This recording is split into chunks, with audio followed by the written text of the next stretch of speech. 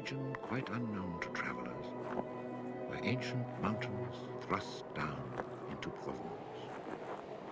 The trek began on barren moors, 12 or 1,300 meters above sea level, through land that was bleak and monotonous. Nothing grew there but wild lavender. My route led across the region at its widest point, and after hiking for 3 days, I found myself in a wasteland, desolate beyond description. I made camp near the remains of an abandoned village. The day before, my water supply had run out and I had to find some. The cluster of houses, although they were in ruins, reminding me of an old wasp's nest, made me think that once there must have been a fountain, or perhaps a well.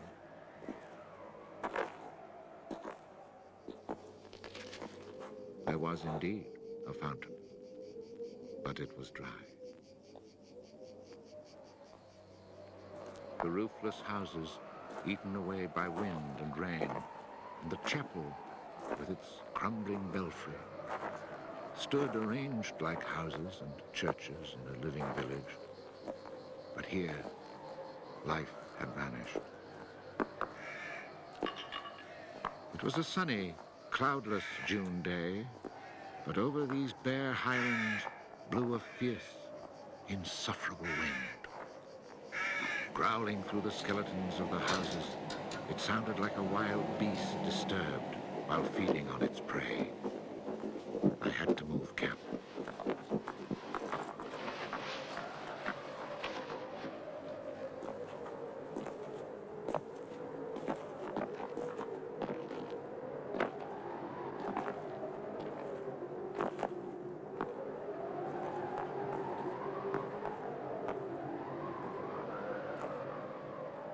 After 5 hours of walking, I still had found no water, and I could see nothing that gave me hope of finding any.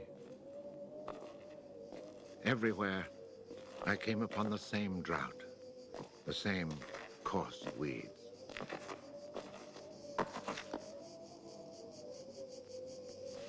In the distance, something caught my eye. A thin, dark shape that I took for a tree stump. But just in case, I walked towards it.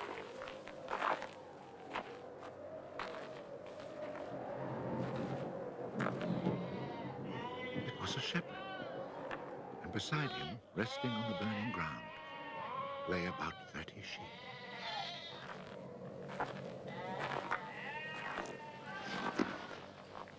He let me drink from his gourd, and presently he led me to his sheepfold in a hollow in the plain. He drew water. Excellent water it was, too, from a very deep, natural well over which he had rigged a simple windlass.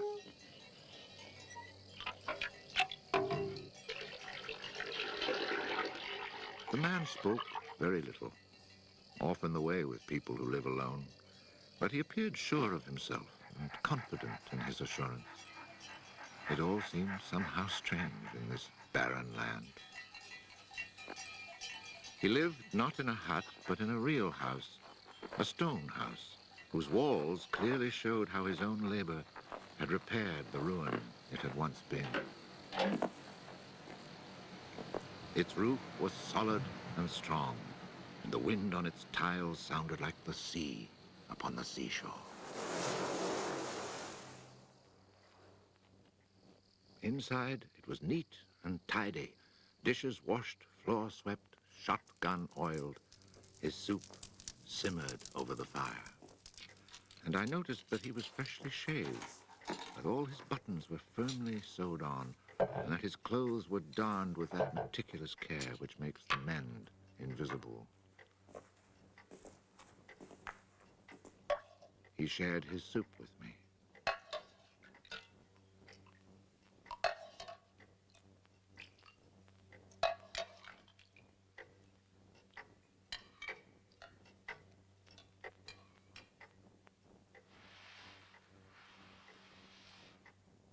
When I offered him my tobacco pouch, he told me he did not smoke.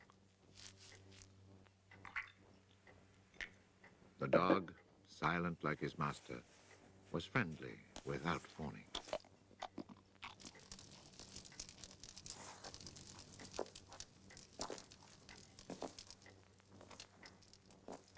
It had been agreed that I would spend the night. The nearest village was still almost 2 days' walk away. Villages in this region were few and far between, and I knew well what they were like. 4 or 5 of them were scattered over the slopes of these highlands, each one at the very end of a cart track among copses of white oaks. They were inhabited by charcoal burners. The living was poor, and families huddled together in a climate very harsh both in summer and winter found their struggle for survival made more bitter by their isolation. There was no relief. Their constant longing to escape became a crazy ambition. Endlessly the men carted their charcoal to town, then returned home. Even the most stable characters crack under the constant grind. The women seethed with resentment. There was rivalry in everything. The sale of charcoal and the church pew. They were rivals in virtue and rivals in vice. And the battle royal between vice and virtue raged incessantly. And always there was the wind. The ever-present wind constantly grating on the nerves. There were epidemics of suicide and many cases of madness, nearly always ending in murder.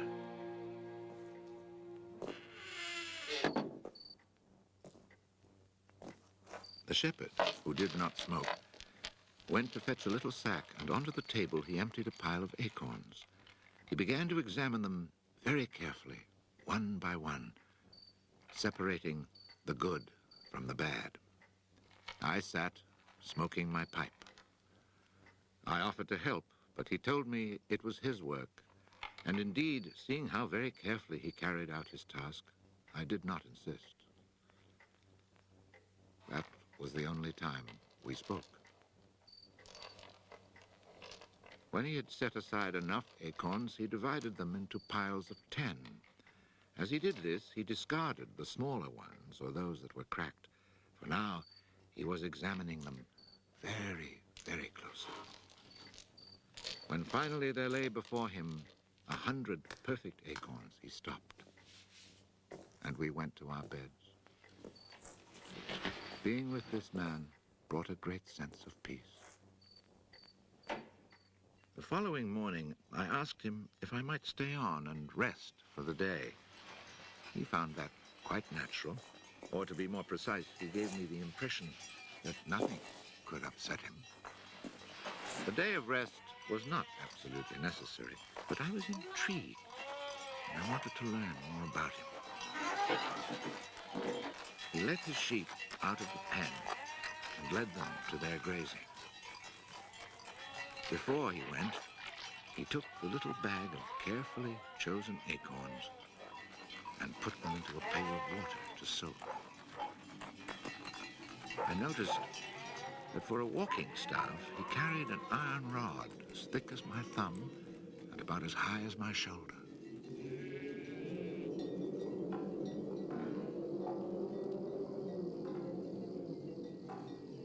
Pretending to take a leisurely stroll, I followed him at a distance, but keeping on a parallel path with him. The pasture for his sheep was down in a dell. Leaving his dog in charge of the little flock, he began to climb towards me where I was standing. I feared he was coming to reproach me. Not at all. It happened to be on his way, and he invited me to go with him if I had nothing better to do. He was going a little farther on, to the top of the hill.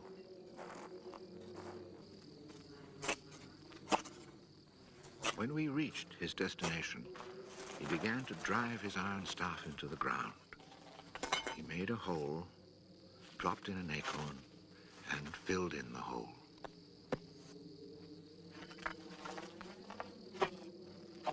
He was planting oak trees.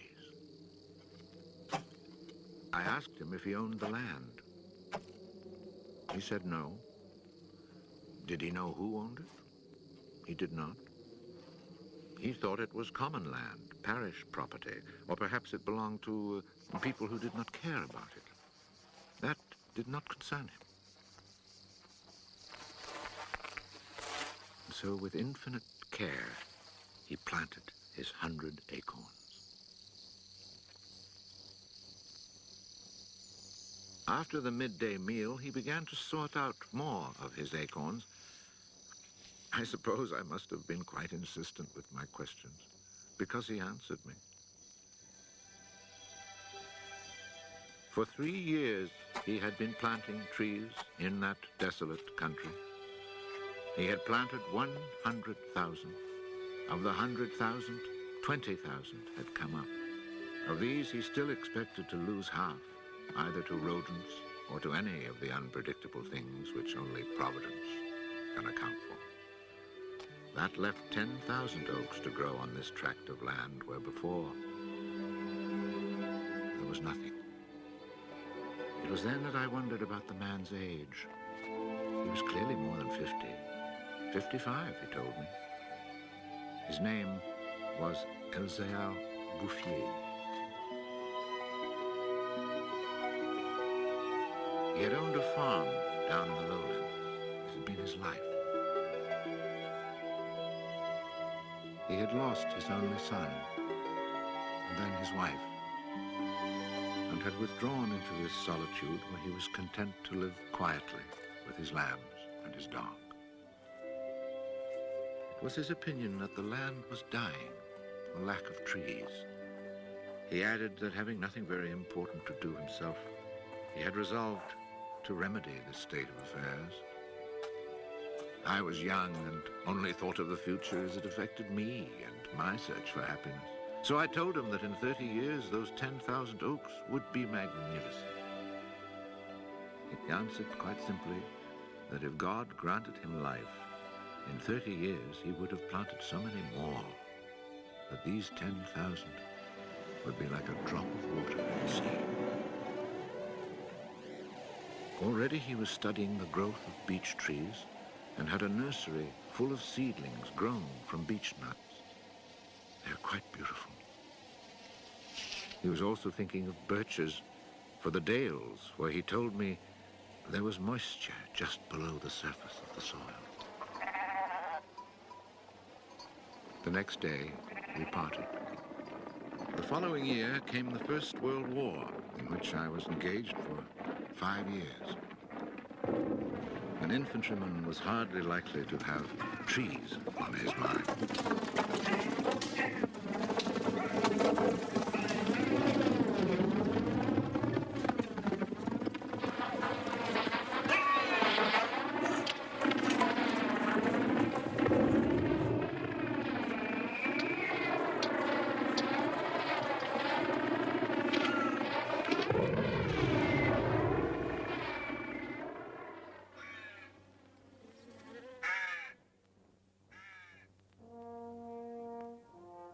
After demobilization, I found myself the possessor of a small gratuity and a great desire to breathe pure air. This was my only thought when I set off once more on the road to the barren land. The country had not changed. However, in the distance, beyond the deserted village, I noticed a sort of grayish mist that lay on the hilltops like a carpet. The shepherd who planted trees had been in my mind since the day before. 10,000 oak trees, I thought to myself, really need a lot of space. I had seen so many people die in those 5 years, it was easy to imagine that Elzéar Bouffier, too, was dead, especially since at 20, we think of men of 50 as ancient with nothing left to do but die.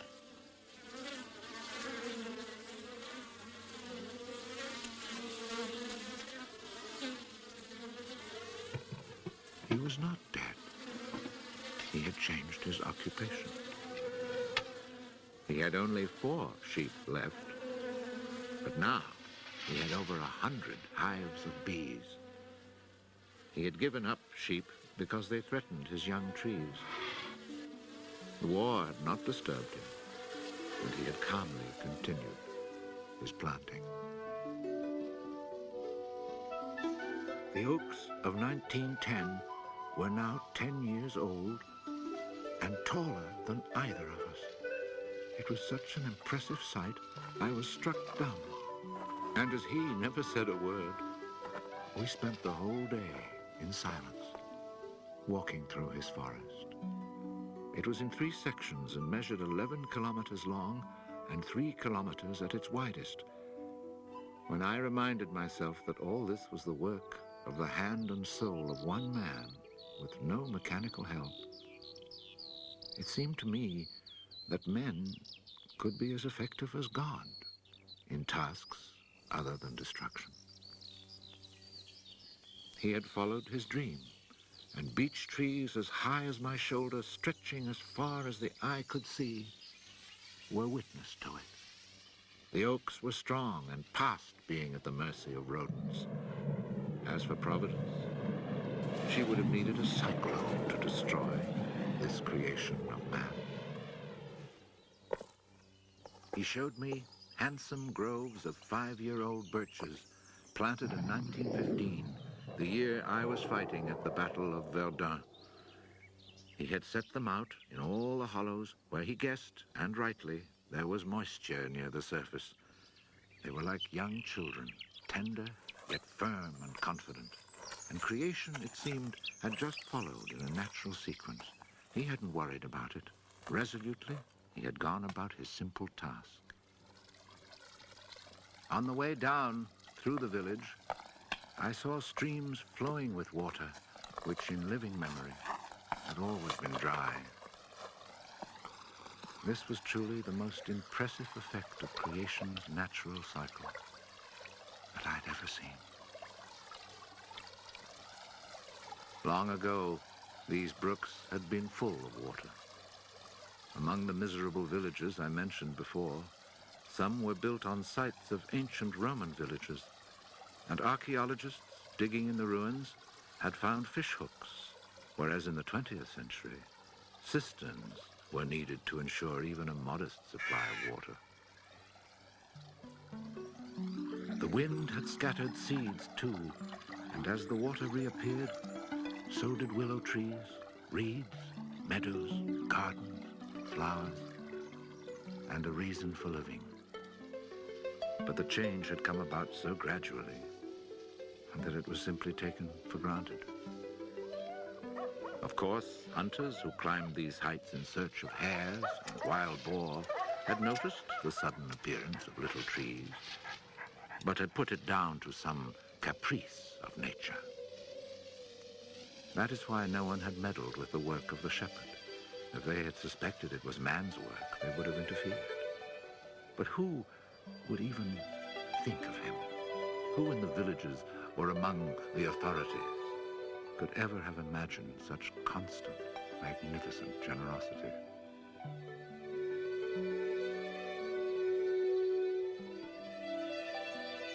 Each year from 1920 on, I paid a visit to Elzéar Bouffier.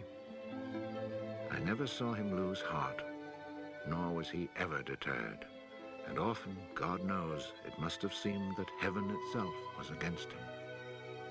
I never tried to imagine his frustrations, but to achieve such an end, he must have had to overcome many obstacles. For such passion to succeed, he must surely have fought and conquered despair. We must remember that this exceptional man had worked in utter solitude. Solitude so complete that towards the end of his life, he had lost the habit of speech. Oh, perhaps he saw no need for it. In 1933, he was visited by an astonished forester who notified him of an order that lighting fires outdoors was forbidden for fear of endangering this natural forest. It was the first time, the forester told him naively, that he had ever seen a forest grow of its own accord. In 1935, a whole delegation from the authorities arrived to look at the natural forest. There was a high-ranking official from the Forestry Department, an elected member of Parliament, technical experts. And there was a great deal of talk. It was decided something must be done. Fortunately, nobody did anything except for the one good thing. The forest was placed under government protection and charcoal burning was prohibited. For it was really quite impossible not to be enchanted by the beauty of these young, healthy trees. And they had even managed to cast their spell over the Member of Parliament.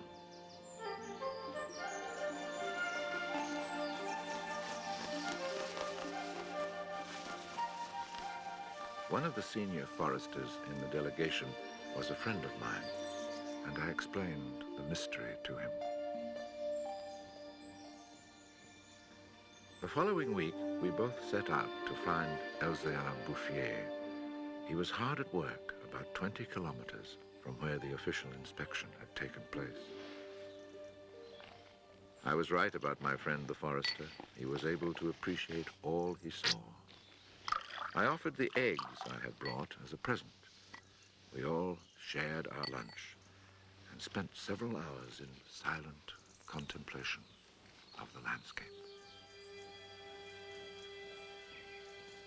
The slopes we had climbed on our way up were covered with tall trees 4 times our own height. I remembered how it had looked in 1913, desolate, but quiet, regular work, brisk mountain air, the simple life, and above all, peace of mind, had endowed this old man with almost awe-inspiring health. He was one of God's athletes.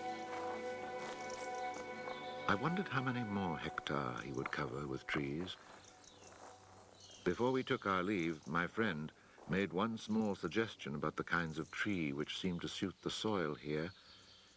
He did not press the point, for the simple reason, he told me afterwards, that this man knows more about it than I do. The idea must have been turning over in his mind, for after we had walked for an hour, he added, he knows more about it than anyone else in the world. He's found a perfect way to be happy. Thanks to this forester, not only the forest, but the happiness of Elzéar Bouffier were protected. The only serious danger to his work occurred during the Second World War. Cars being powered by wood-burning generators. There was never enough wood. So cutting was begun among the oaks of 1910, but they were so far from transportation routes that the whole enterprise proved financially unsound. It was abandoned.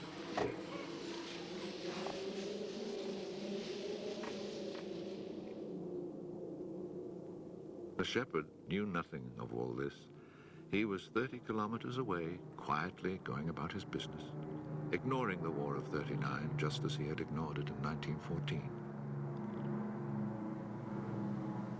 I saw Elzéar Bouffier for the last time in June 1945. He was then 87. Again I had set out on the road to those barren moors. But now, in spite of the dislocation left behind by the war, there was a bus which ran from the Durance Valley up into the mountains. I decided it must be because of this relatively speedy means of transport that I could not recognize the places where my walks used to lead me. It took the name of a village to reassure me that I really was in that region that had once been desolate and abandoned.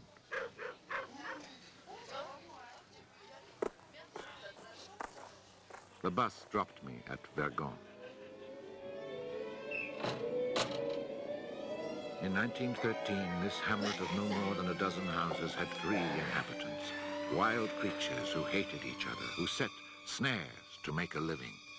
They were people without hope. Now everything was different, even the air itself. Instead of the harsh, dry winds of the past, there was a gentle breeze full of fragrance. From the mountain tops came a sound like rushing water. It was the wind rustling through the forest. And then, even more astonishing, I heard another sound of water. I saw that they had built a fountain that was splashing merrily.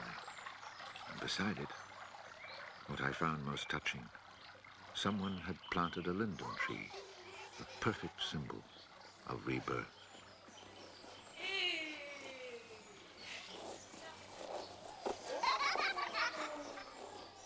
Moreover, Vergon showed signs of the kind of labor that only hope can inspire. So hope had been restored. Ruins had been cleared and crumbling walls torn down. The new houses, freshly rough-cast, stood in kitchen gardens where flowers and vegetables grew in orderly confusion. Roses and cabbages, snapdragons and leeks, celery and anemones. It had become a place where one would want to live.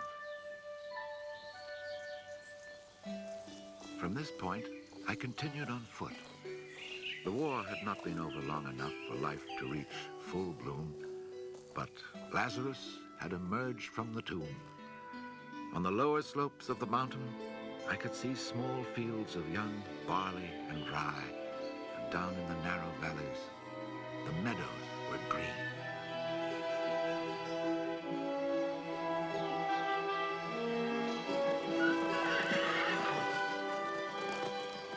It has taken only 8 years since then for the whole countryside to glow with health and prosperity. Where I had seen ruins in 1913, there now stand clean, freshly plastered farmhouses, evidence of happy, comfortable lives. Dry springs fed by snows and rains, now conserved by the forest, have begun to flow again. In the maple groves, each farm has its fountain brimming over onto carpets of fresh mint. Bit by bit, the villages have been rebuilt. People have come to settle from down in the plains where land is expensive. They have brought youth, life, and the spirit of adventure. On the roads, one meets people glowing with health, and boys and girls laughing as they enjoy their rustic pleasures.